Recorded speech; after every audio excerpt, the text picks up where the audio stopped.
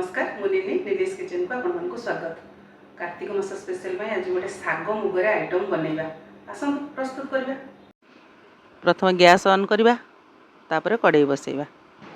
कड़ाई गरम हेले टिके गुआ घी पकेबा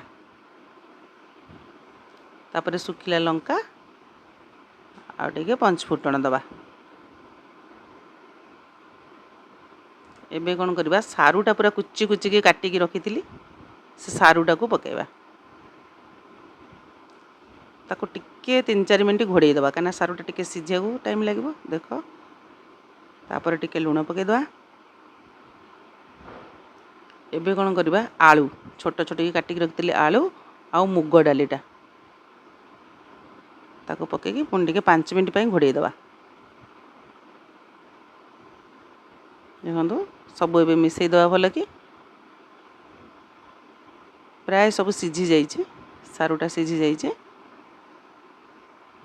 एबे कौन करेंगे बैगणटा काटिकी रखी कहीं बैगणटा अल्प टिके समय सिझी जाए। बैगणटा ता ऊपर रखिकी टिके पानी देदेबा।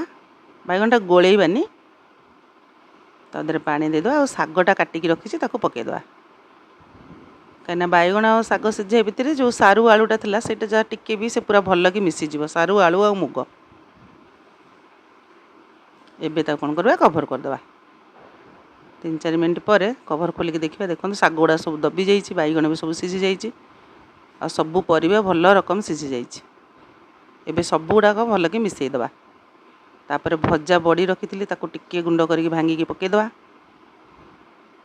तापर कोरा नड़िया पकेदवा। बहुत कम समय रे बढ़िया आइटमटा बनीज ताको सब एथरक भल रकम मिसई दबा।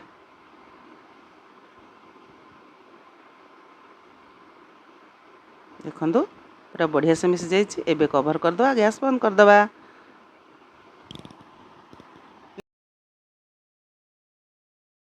देखो प्रस्तुत हो गला साग मुग भजा। एबे कार्तिक मास चलती अरुआ भात हबिष डालमा सहित साग मुग भजा खाइबे बनैबे खाइबे निश्चिंत भल लगे। मो वीडियो भल लगे लाइक करेंगे कमेंट करेंगे शेयर करेंगे सब्सक्राइब करेंगे। Thank you.